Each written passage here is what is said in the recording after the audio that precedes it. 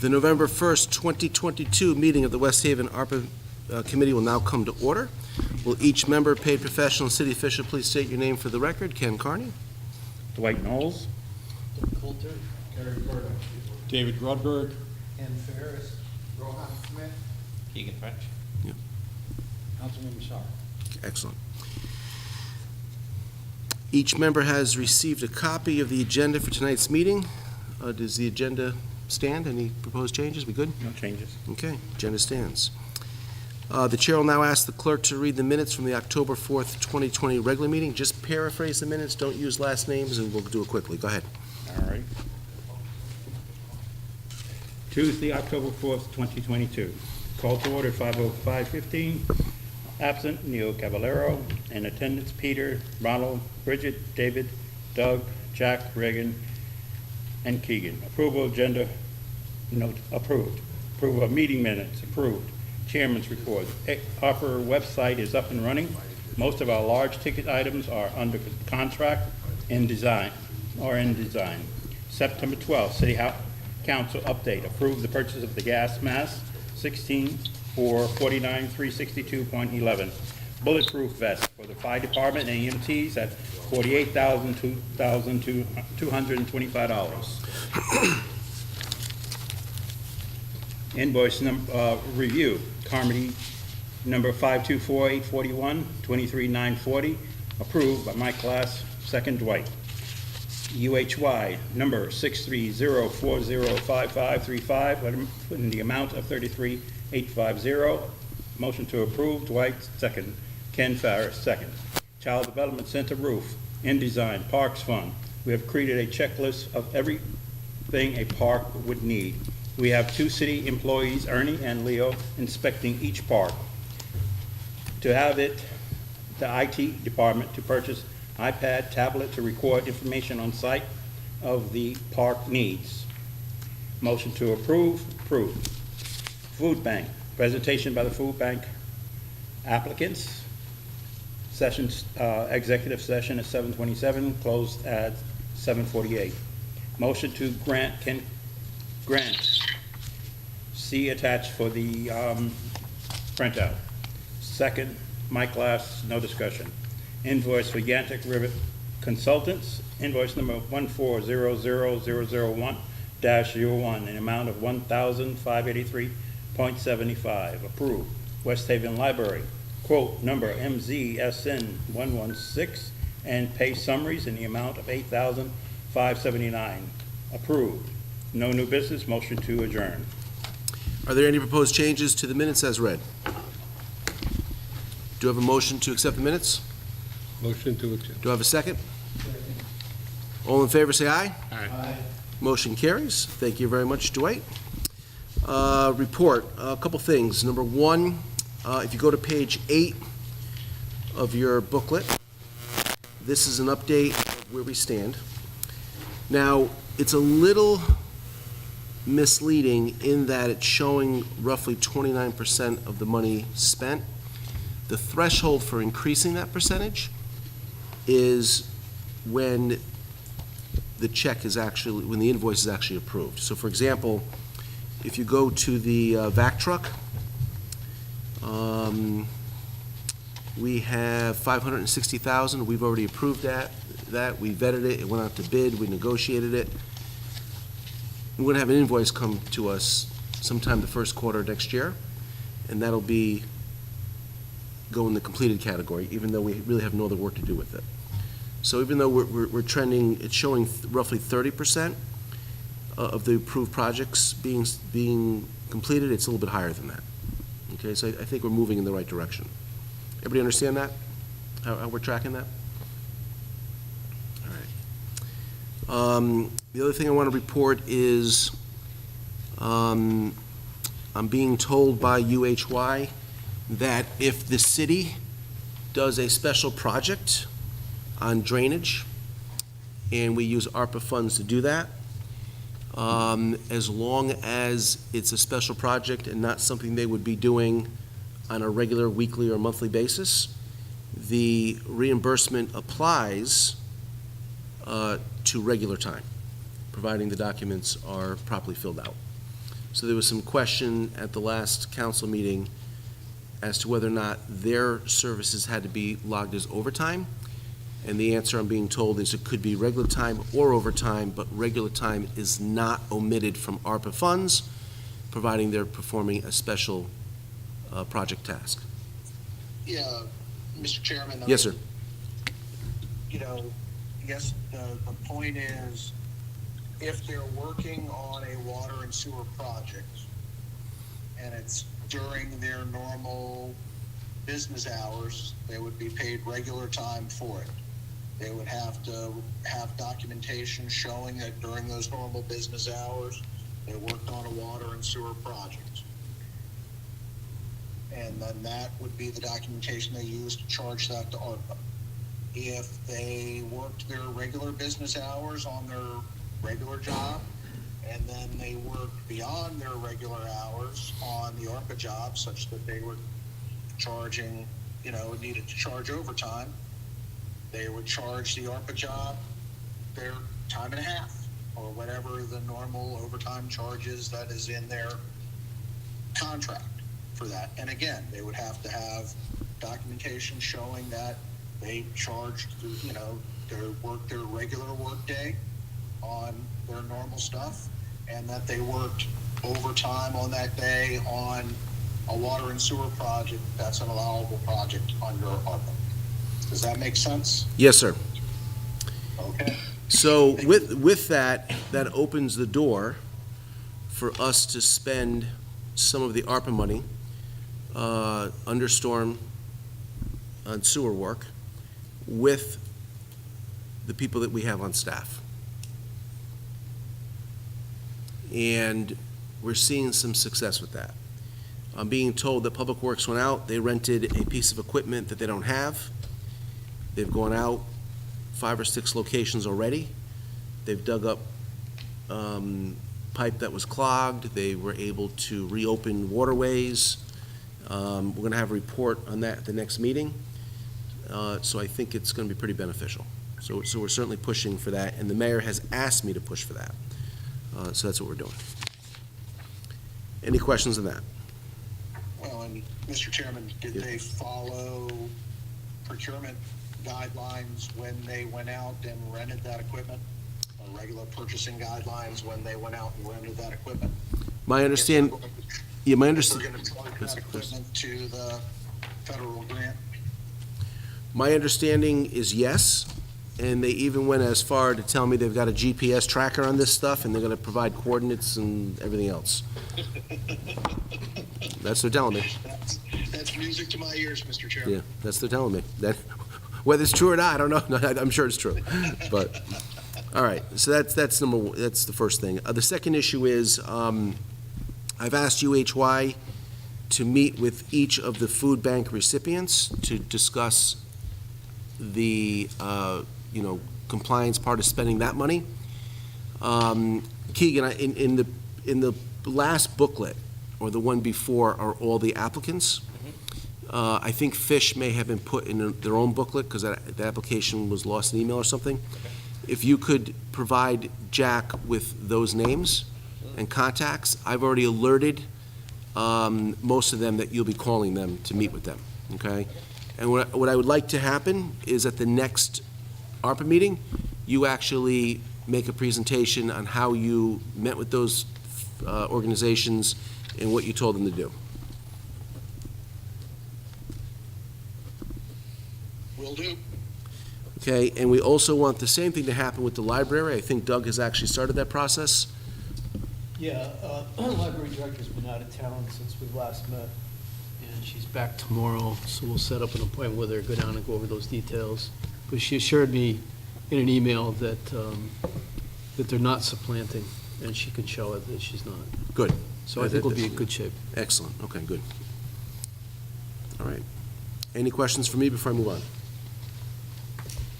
Good, okay. All right, next I've got the October 2022 City Council presentation update.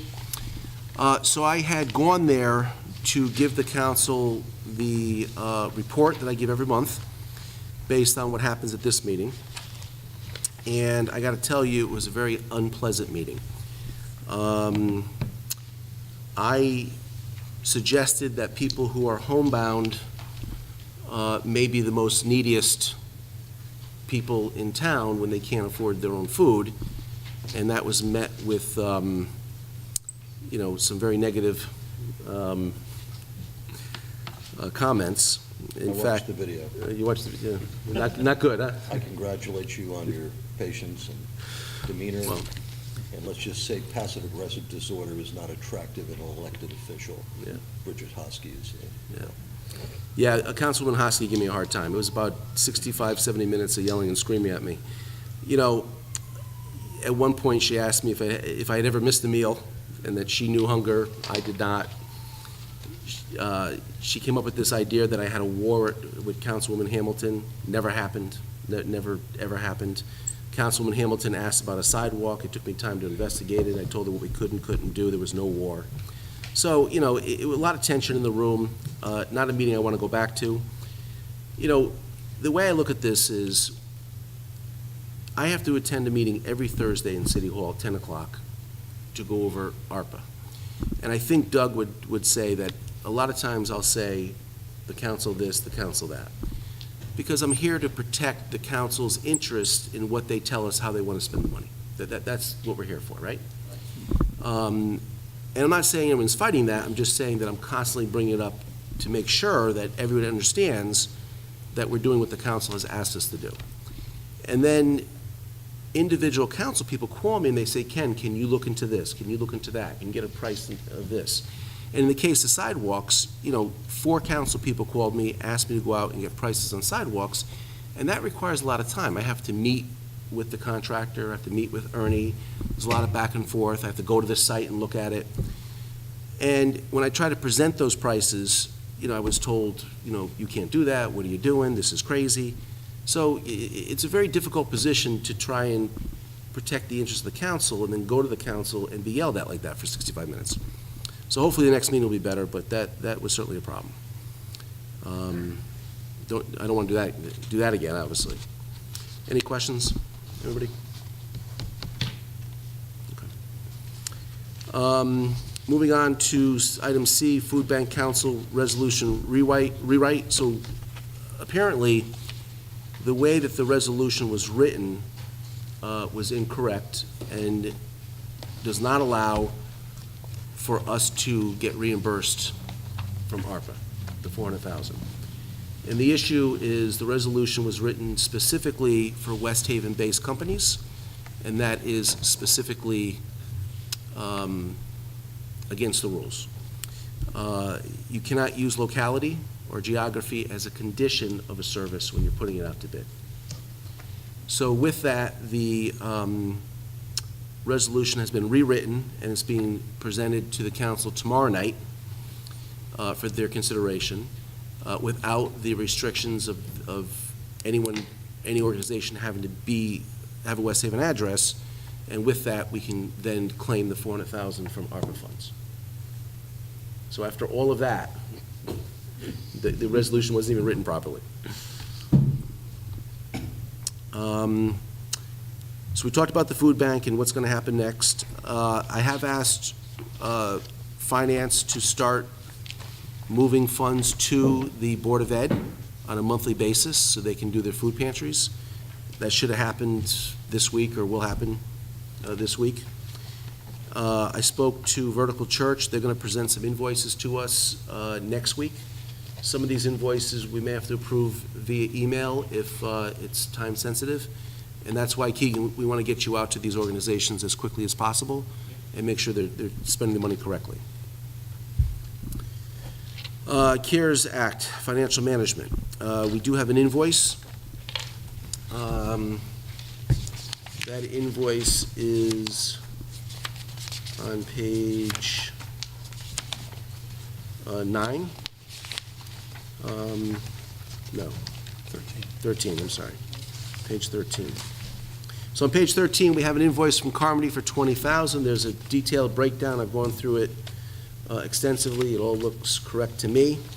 I'd like a motion to approve invoice number 527 283 for $20,575.90. Motion? Do I have a second? Second. Do I have any discussion? All in favor, say aye. Aye. Anyone opposed? Motion carries. Now, yeah, I'll go, which one's at the, yeah, I'll do that one next year. Keep me in track of that. I also want to do, under new business, the vests and the gas mask. So, I spoke to City Hall yesterday, and it turns out that Carmody has not received any payments yet, and they assured me that the checks would be cut this week. So hopefully, if you don't see them by Monday, please let me know. Will do. Okay. And I want to go back up to item D, the committee policy statement approval form. Pass these around.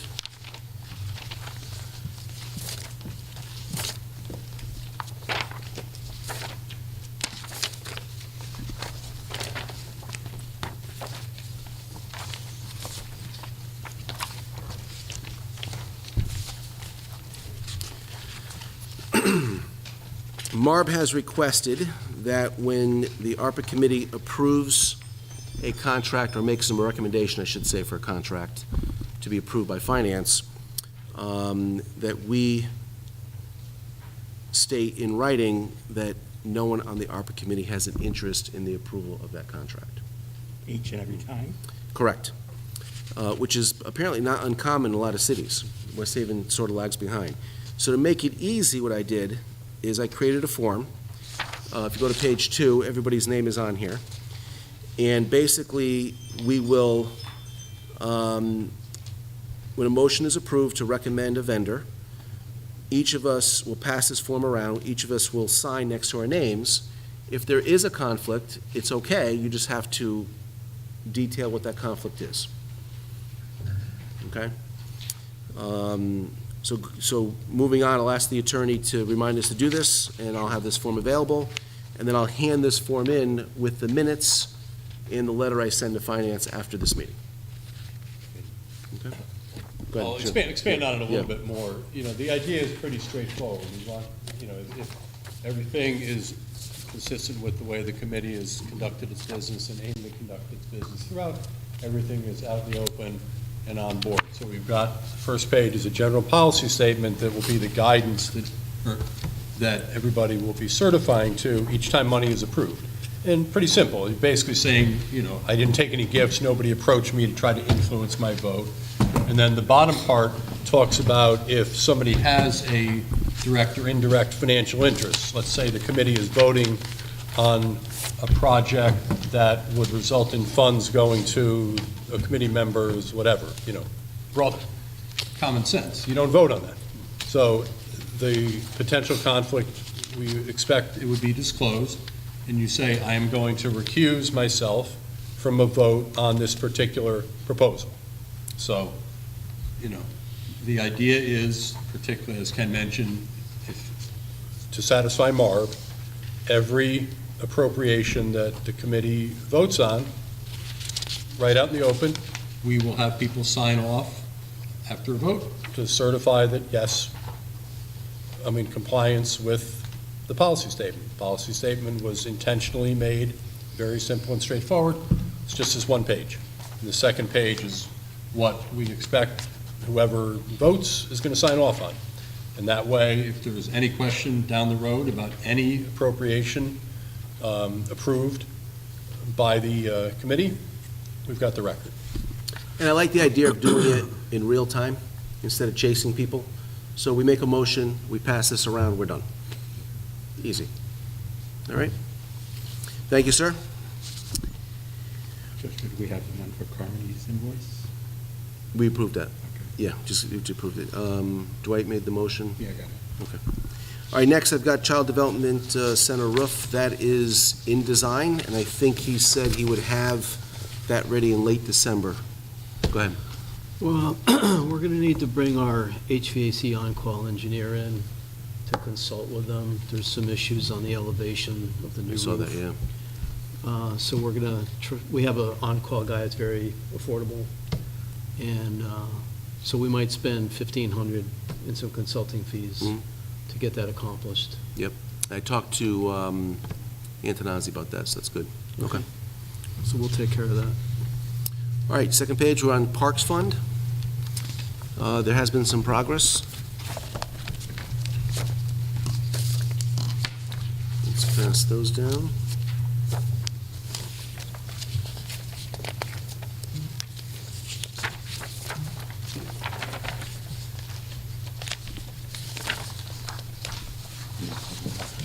I guess.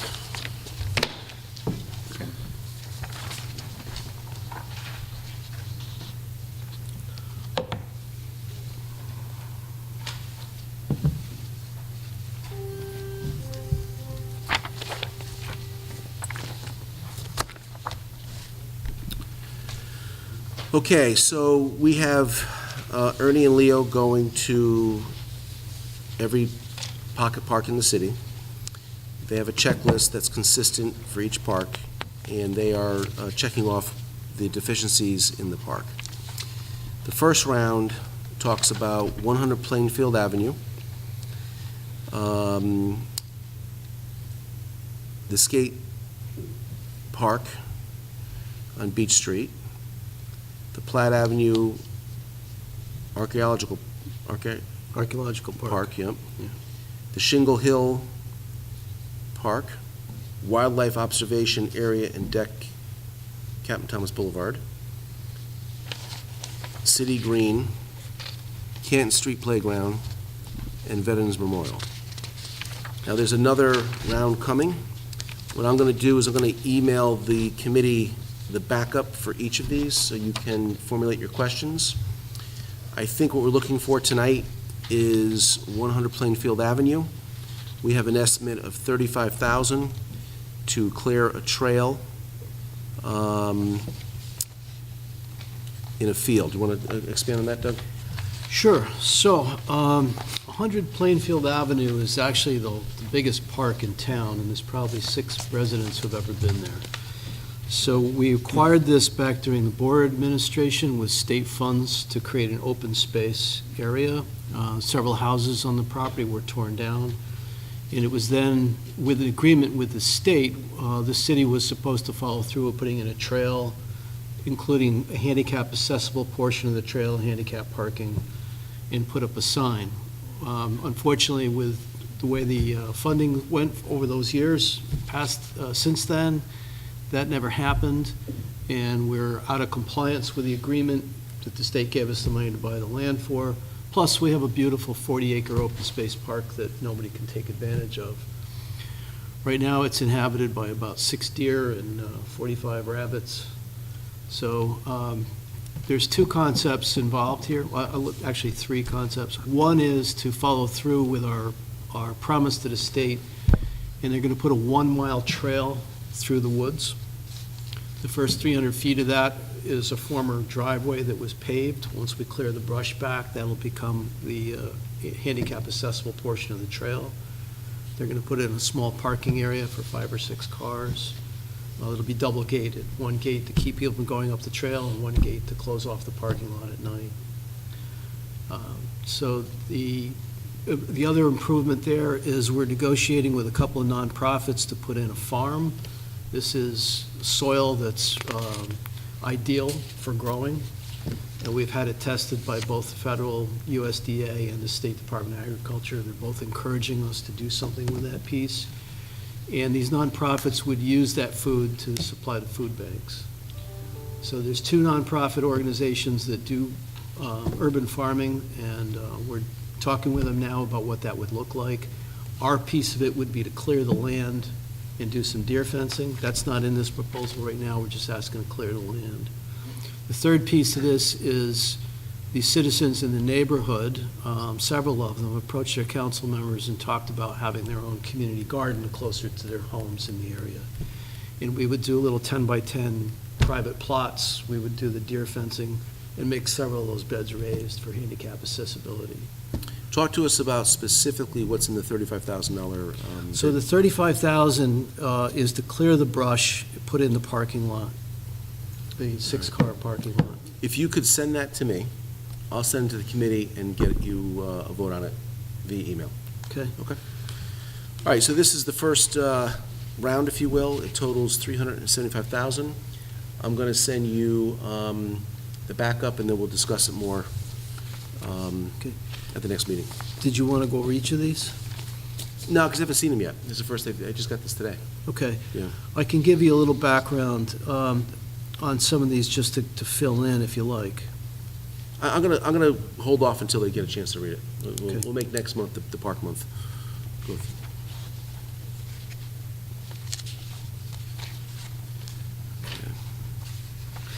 I have a question for you. Yes.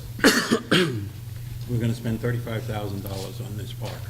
What are we gonna do to notify the residents of West Haven that this is available? And publicize, meaning, make people aware of it, make people come and use it? I don't see, if no one knows it, it's 2 years from now, and it'll be the same thing again. No, that's a good point. So part of that is affinity groups. So it's the goal of the staff here to find neighborhood or enthusiasts who would be willing to take on these parks. Hubbard Park has a great stewardship group. Right. Sandy Point has a great stewardship group, so we need those for the other parks as well. And that might go a long way to making that work. But once it's done, I think we should actually go out and use it as a selling point for West Haven to bring in families, bring in business, that we're doing something for the community. Instead of just fixing it and don't say anything, it'll never get used. Okay. Okay, next, we'll go down to the Johnson Senior Center. We talked about food already. Last I saw this, the contract was just about complete. Do we know if they've signed the contract, the architect, yet? It is not. Okay. All right, so I'll make some calls on that tomorrow. Stormwater management, we've got the truck, which is ordered, expected first quarter of next year. We've got $1 million for matching grant funds, and I actually do have 2 invoices towards that. And those invoices are on page 19 and 20.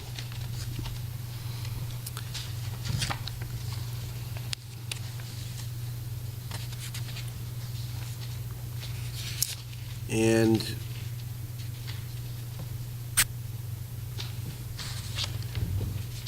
this is SLR International Corporation. And Doug, tell us what they did here. Sure. So SLR was procured off the SCROG list, and they're consulting Making the- engineers. They've done a know lot of work for the city in the past. And they were brought in to give us technical expertise and write technical narratives for a National Fish and Wildlife grant that, if the grant is successful over the 3-year grant window, it would be a $10 million renovation of the Cove River. So this $1 million was always meant to chase after that 10 million, and this is part of it. Correct. Yeah, Yes, yes. All right, so I've got invoice number 173427 for $34.90. Do you have a motion to approve? Motion to approve. Yeah, we're gonna do the first one first. Okay. Do you have a second? Rohan? Any discussion? All in favor, say aye. Aye. Motion carries.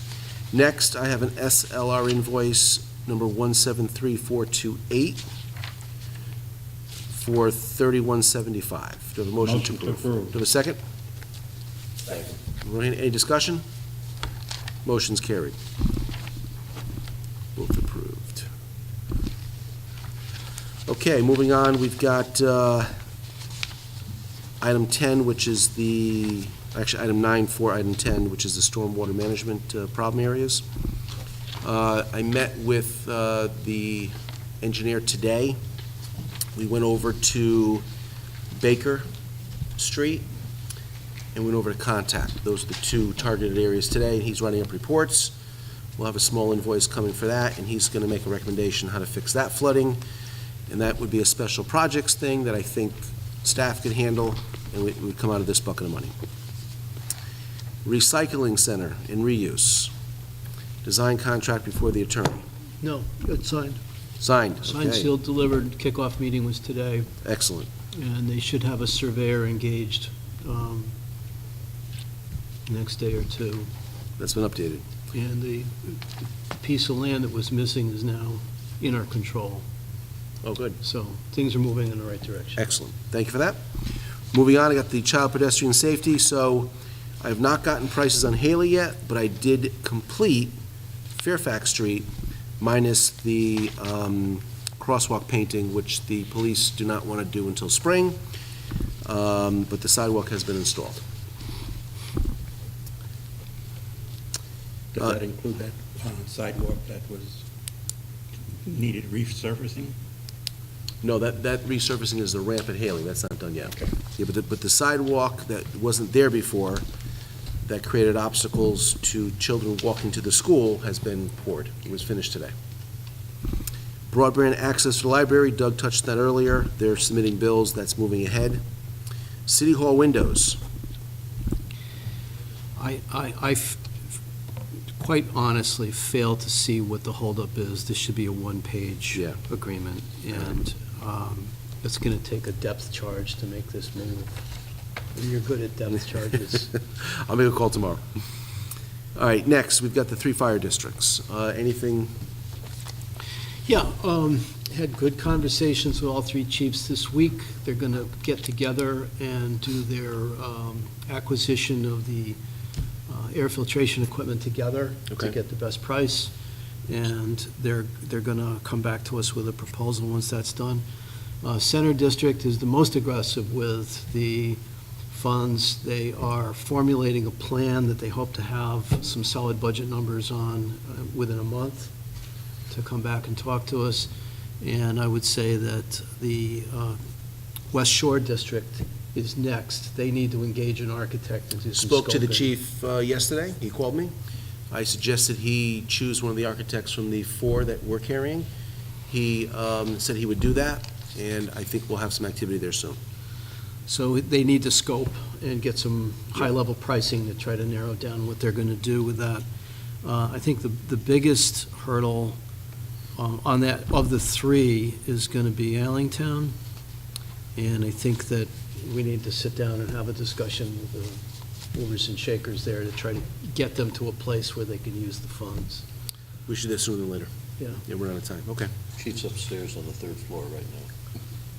Is it the wrong meeting, or if it's? I was in the elevator. Oh. So, Why don't we set that up, Doug, as soon as possible? Yeah.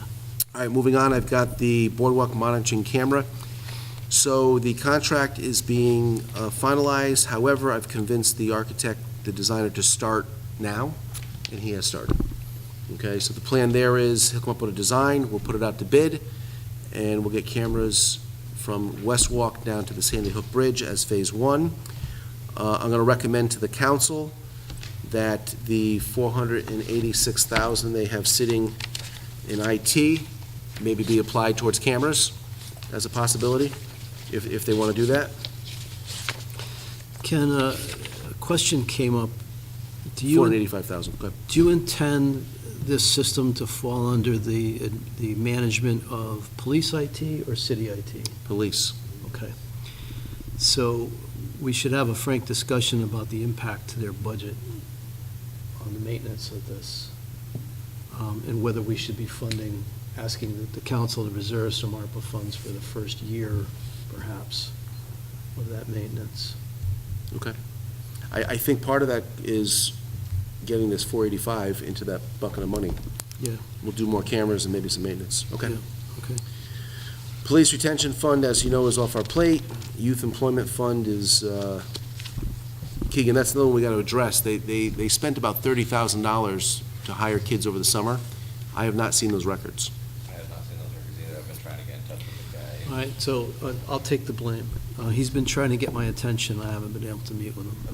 Okay. So it's not Board of Ed's fault this One time. thing going back to the boardwalk monitoring cameras, those are currently listed as discretionary. We are looking at potentially being able to apply those to one of the designated ARPA buckets to free up another $1 million of discretionary funds. That'd be great. Yeah. So I think there is certainly the capacity to do that. We just gotta shore it up with Attorney Kronberg, and we should be fine. You guys make that happen? Yeah. Great. Thank you. Okay, moving on here. Painter Park Fieldhouse, I think we're going to be short funds there. There is contingency. I know the council's meeting tomorrow. I'm going to recommend to them that we put some money aside for that. And that is, contract is not signed yet, but there's been a little bit of movement on that. So for Mark, it's that one, and it's the windows. We got to get those two done right away. Painter Park and windows. Yeah. EMS premium pay, I haven't heard anything on. And So that's still stuck. The city changed payroll systems, and we're having trouble accessing records from the old system for Allentown firemen. And that's something that we have to get finance to fix. I've lobbed a couple of emails to try to get that moving, but we don't have a complete package for both years from the Allentown Fire District. Yeah, but that hasn't been approved yet by council. Well, council's approved it. And Marb, but Marb's not approved it, you're right, yeah, Marb's Marb, not. yeah. So we don't have the data that Marb is asking for. Got it. And we don't have the data that UHY is going to want to qualify it either. So- Okay, I so understand that's where that is stuck at the Okay. current moment. All right, under new business, I want to propose the police protection bulletproof vests and the EMS gas masks to go on the agenda under new business. Do I have a motion for that? Motion to put it on the new business. Do I have a second? Seconded. That's Chris. Any discussion? All in favor? Aye. Okay, it's on the agenda. So being on the agenda, I'm just looking for a motion as a formality to approve the expenditure of those two items. I have the police protection bulletproof vests for $48,255, and I have the gas mask for $49,362. Do I have a motion to approve those? Motion. Do I have a second? Second, okay. Any discussion? All in favor, say aye. Aye. Motion carries. That just kind of cleans up a loose end. Any other new business? No, but I do want to discuss the comedy letter on page 9. Go back to the If we comment may. letter. Hold on. Everybody go to page 9. So David, the question came up, there, in the ARPA guidance, there's a date when things begin for COVID expenditures. It's a date in '21, I think the spring of '21. Forgive me for not writing down the date. It doesn't matter what the date is, it's a date set in that document. The question is, can this 2 million be applied? And Keegan, this is I'm asking both of you. Can we apply this to expenses incurred prior to the beginning of the ARPA authorization, which has a date written in it in '21? Or can we only apply it to paving expenditures after that date? And if you can't answer tonight, that's fine, but we need to amend the letter to address the date. Understood, yeah. When the question came to me, it was not in reference to the date.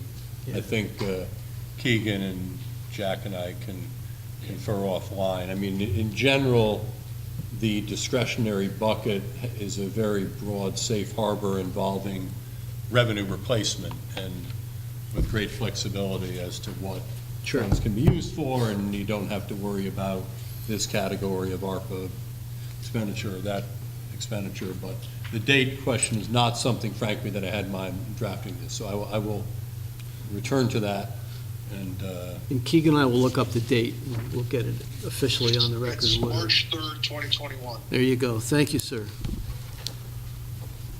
You have no confidence in my knowing that date? That's why you're here, my friend. That's why you're here. Okay, any other new business? Anybody? Yes, sir. Can I say something? Sure. That EMS pay, Yep, that's a one-time stipend. correct. Doesn't affect anybody's pension or anything like that. They gotta pay tax on it. Right. So I know the Marb is holding it up. For some reason, I don't know. So, I can answer that. So I was at the MARB meeting when they talked about it, and my understanding is, going into the MARB meeting, it was dead, and then one of the chiefs made a great presentation and made the comment that it worked out to like $4 an hour or $3.60 an hour, and that, the response from MARB was, can you get us that data and we'll reconsider? I'm kind of paraphrasing. So I think if that data is made available, those funds can go. But right now, they're on hold. And just to help you out too, from a documentation standpoint, there are thresholds involved with premium pay under ARPA, so if that falls directly into this bucket, that documentation is So that we haven't seen yet either, so that is information that we will need in order to be able to tell you whether it's permissible or not. Yep. Okay, do you have a motion to adjourn? Do you have a second? All in favor, say aye. Have a wonderful night. Meeting's adjourned. Thank you, everybody.